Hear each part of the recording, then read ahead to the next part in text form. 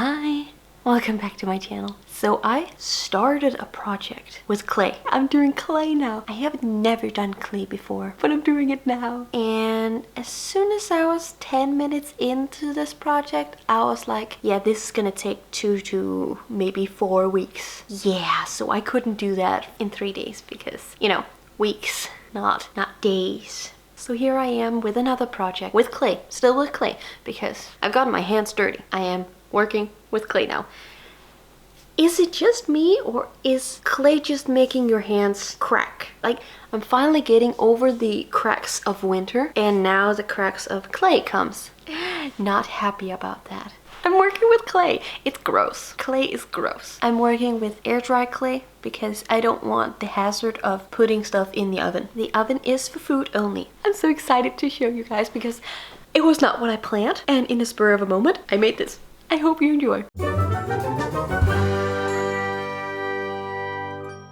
I found some beautiful leaves when I went for a walk with Ringo, and I plucked a handful. The whole project here starts with me wrapping the box in some baking paper because, you know, with clay and exposed wood, they don't go that well together. So I can finally start with the clay. I really don't want to touch.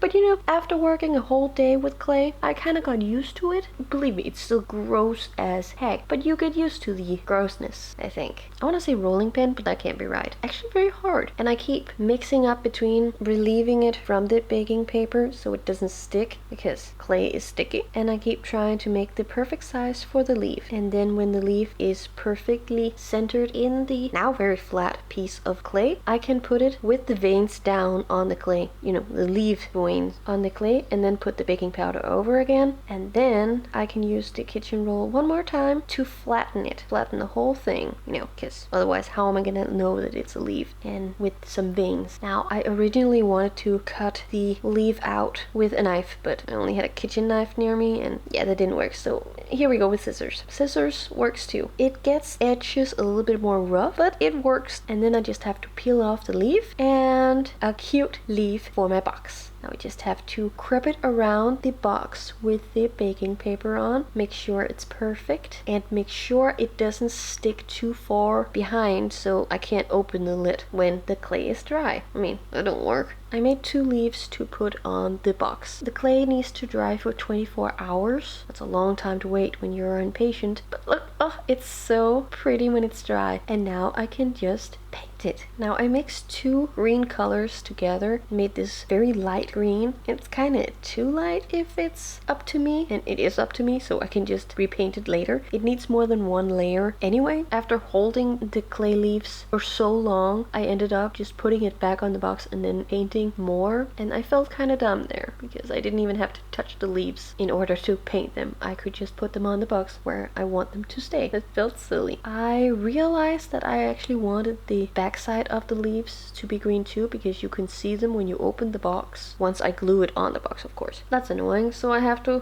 paint that too. That was the way I discovered that if I just put 2 different shades of green on my paint palette and just stick the brush down in the middle of the 2 spots of paints, I could easily mix the paint in a much more natural foresty green, where it's some kind of light in some places and it's some kind of dark in other places. That went so much better. I can't believe I've never done that before. That is definitely a technique I'm gonna reuse in the future.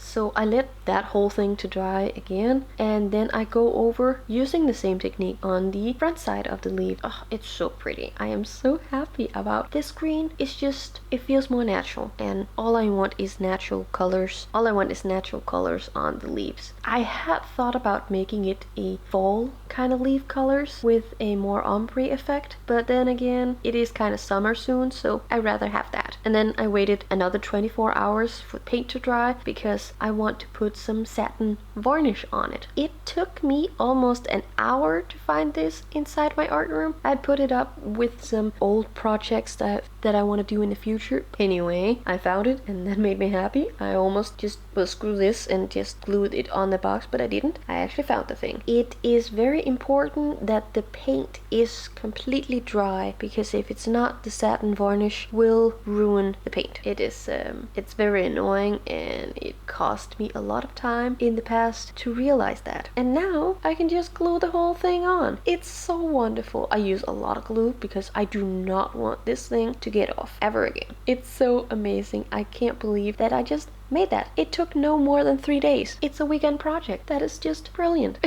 And now I just have to wait for the glue to dry, and then I can show you of this beautiful thing that I made in the spur of the moment. So what do you think? I really love it. I have no idea what I'm gonna use this little box for, but it's so cute. I'm so excited. And I kind of want to go out and find more stuff. I hope you enjoyed this video, and if you didn't, it doesn't matter. I'm happy. It was such an exciting week and very stressful, but the end result was just amazing. And now I'm gonna eat a cookie because I deserve it. And I'll see you next time.